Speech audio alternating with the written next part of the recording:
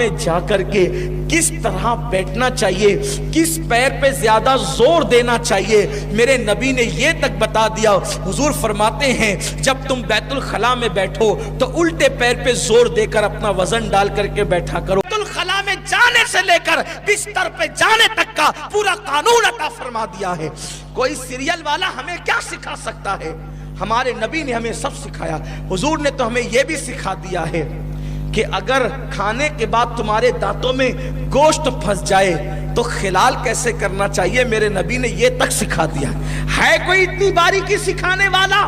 حضور فرماتے لوگ خلال لے کر کے منہ کھول کر کے ایسی شروع پڑ جاتے ہیں، لیکن اللہ کے حبیب صلی اللہ علیہ وسلم نے یہ سنت بتائی، اگر تمہارے پاس کوئی بیٹھا ہو اور تمہیں خلال کرنے کی حاجت ہو تو تم اپنا ہاتھ اپنے منہ پہ رکھو اور اس کے بعد خلال کرو، تاکہ تمہارے اس عمل سے کسی کو گھن نہ آئے۔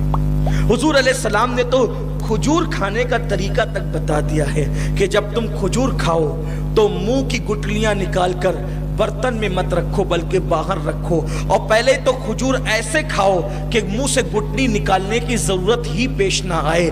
جب تم کھجور کھاؤ تو پہلے کھجور کو کھول لو، اس کی گٹلی نکال لو، گٹلی نکال کے باہر کر دو اور پھر کھجور کو منہ میں ڈالو۔ جس نبی نے کھجور کھانے کا طریقہ تک بتا دیا، جس نبی نے خلال کرنے کا طریقہ تک بتا دیا، حد تو یہ ہے بیت الخلا میں جا کر کے کس طرح بیٹھنا چاہیے، کس پیر پہ زیادہ زور دینا چاہیے، میرے نبی نے یہ تک بتا دیا۔ حضور فرماتے ہیں جب تم بیت الخلا میں بیٹھو تو الٹے پیر پہ زور دے کر اپنا وزن ڈال کر کے بیٹھا کرو، اس سے تمہیں اجابت کے اندر آسانی ہوگی۔ بتائیے ہے کسی کی تعلیمات یہ؟ پھر ہم کیوں سیریل کے محتاج ہیں، ہم کیوں فلموں کے محتاج ہیں؟ واللہ کبھی ہم محتاج نہیں ہو سکتے۔ میرے آقا صلی اللہ علیہ وسلم کے پیارے دیوانوں، تو عرض یہ کرنے چلا تھا کہ آج تو سیریلوں کے انداز میں رشتے بھی ڈھونڈے جاتے ہیں اور رشتے طے کیے جاتے ہیں۔ خبردار خبردار، یہ سیریل تمہیں تباہ کرنے کے لیے بنے ہیں، تمہیں آباد کرنے کے لیے نہیں بلکہ تمہیں برباد کرنے کے لیے بنے ہیں میرے آقا صلی اللہ علیہ وسلم کے پیارے دیوانوں۔ اس لیے سنت کے مطابق رشتے ڈھونڈو، سنت کے مطابق رشتے تلاش کرو، سیریل کے مطابق رشتے تلاش مت کرو۔ بلکہ اب تو وہ نوجوان لڑکے اور لڑکیاں گویا کے گھر والوں پہ احسان کرتے ہیں جو اپنے ماں باپ کو کہتے ہیں کہ تم ڈھونڈو ہم پسند کر لیں گے۔ اب تو حال یہ ہے 17-18 سال کے لڑکے آ کر کے کہتے ہیں آپ کو پریشان ہونے کی ضرورت نہیں ہے، ابو جی آپ کو پریشان ہونے کی ضرورت نہیں ہے، امی جان آپ کو پریشان ہونے کی ضرورت نہیں ہے، آپ ڈھونڈتے پھرتے پریشان ہوتے، ہم نے آپ کا کام ہلکا کر دیا، ہم خود پسند کر چکے ہیں۔ اب آپ کو پسند ہو یا نہ ہو فیصلہ تو ہم کر چکے کہ شادی تو وہی ہوگی جہاں ہم چاہتے ہیں۔ لیکن میں اپنے نوجوانوں سے کہتا ہوں، میری قوم کے جوانوں یاد رکھنا، آپ تجربات میں اتنے پکے نہیں ہیں جتنے آپ کی امی اور ابا پکے ہیں، جتنے آپ کے دادی دادا پکے ہیں۔ اس لیے جن لوگوں نے بڑوں کے مشورے سے اپنی زندگی کا ساتھی ڈھونڈا وہ ہمیشہ خوش رہتے ہیں، اور جن لوگوں نے اپنی مرضی کے مطابق ساتھی ڈھونڈا وہ ہمیشہ پریشان رہتے ہیں۔ آپ کو یہ باتیں میں بار بار اس لیے سناتا ہوں اور آپ کو بار بار اس لیے سمجھاتا ہوں کہ پروگرام کرانے والے بڑے بوڑھے مجھ سے کہتے ہیں، آپ کہیں گے تو یہ مان جائیں گے، اور خود لوگ میرے پاس بھی آ کر کے کہتے ہیں۔ ابھی شاید کل ہی کی یا پرسوں کی بات ہے کہ ایک سفر میں حافظ صاحب کے ساتھ تھا، ایک صاحب کا تذکرہ نکلا کہ بیوی بہت پریشان کر رہی ہے، بہت ستا رہی ہے، ایسی کہ یہاں سے لے جاتی ہے ادھر، ادھر سے لے جاتی ہے ادھر۔ میں نے کہا کہ آقی ٹینشن کیا ہے؟ تو حافظ صاحب نے کہا حضرت اصل میں پسند کی شادی ہوئی تو پہلے اسے سر پہ چڑھا کے رکھا، شادی سے پہلے سر پہ چڑھا کے رکھا، تب شادی کے بعد وہ سر سے اترنے والی کیسی ہے؟ کیفیت یہ ہے۔ تو یاد رکھنا یہ ہنسنے کی بات نہیں ہے، یہ تلخ تجربات ہے لوگوں کے۔ خود تجربہ کرنے کی بجائے لوگوں کے تجربے سے فائدہ اٹھاؤ۔ اگر تم نے لوگوں کے تجربے سے اپنے آپ کو آگاہ نہیں کیا تو تم لوگوں سے اگر عبرت حاصل نہیں کرتے تو تم لوگوں کے لیے عبرت بن جاؤ گے۔ تو یاد رکھنا یہ پسند کی شادیاں ایسی تباہی کی مچائی ہوئی ہے۔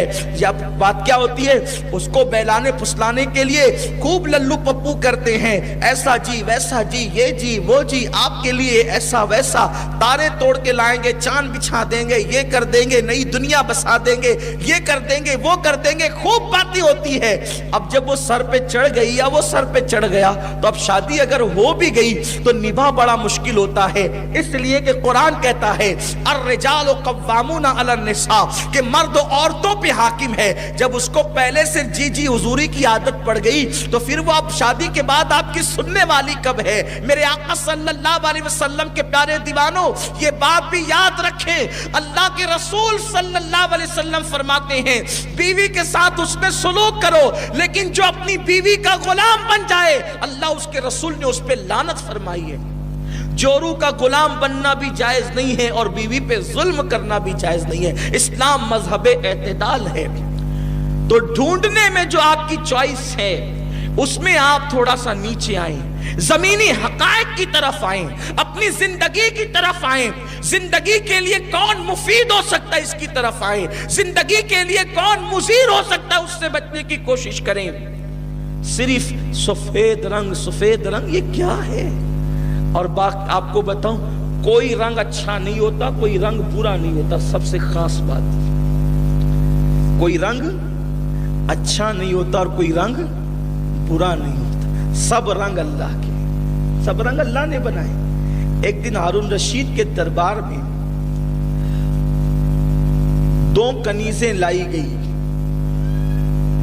تو وہ دونوں کنیزیں اپنے اپنے رنگ کی فضیلت پر تقریر کرنے لگی، ان میں مناظرہ شروع ہو گیا۔ جو گوری کنیز تھی اس نے کہا آسمان سفید ہے، میرا چہرہ بھی خوبصورت اور سفید ہے، اس لیے میری فضیلت زیادہ ہے۔ اس نے کہا کعبے کا غلاف کالا ہے، میرا رنگ بھی کالا ہے، تو میری فضیلت زیادہ ہے۔ اس طریقے سے باتیں ہوتی گئی۔ آخری میں جو کالے رنگ کی کنیز تھی اس نے کہا سنو، اگر میں آپ کا سفید رنگ، توجہ، اگر آپ کا سفید رنگ میرے کالے رنگ پر تھوڑا سا ڈال دیا جائے تو لوگ کہیں گے کہ اس کو سفید داغ ہو گیا اور لوگ مجھ سے نفرت کریں گے، لیکن اگر میرا کالا رنگ اٹھا کر آپ کے چہرے پہ تھوڑا سا لگا دیا جائے تو لوگ کہیں گے کہ یہ تل کتنا خوبصورت لگ رہا ہے۔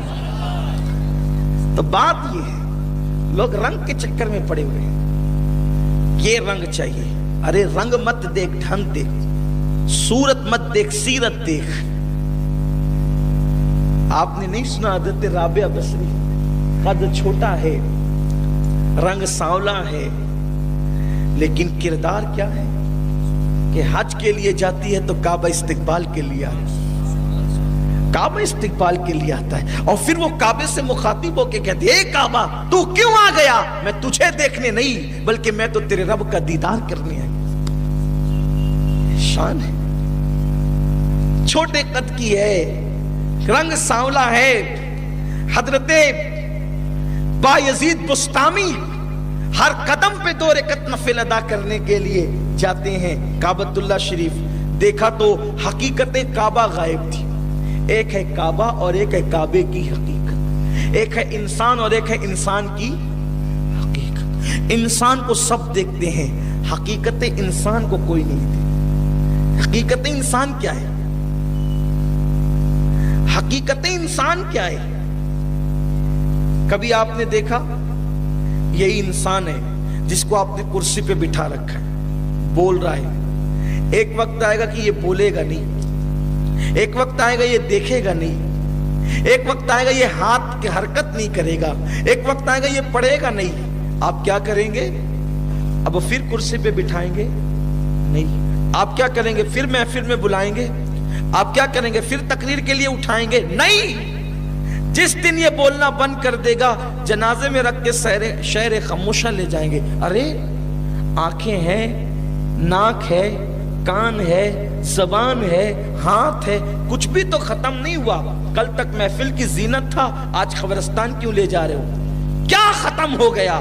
بس سب تو ہے، سر سے لے کر پیر تک سارے اعضاء موجود ہے، جب کچھ گیا نہیں تو اس کو قبرستان کیوں لے جا رہے ہو؟ تو لوگ کہیں گے آدمی تو ہے، حقیقت آدمیت چلی گئی۔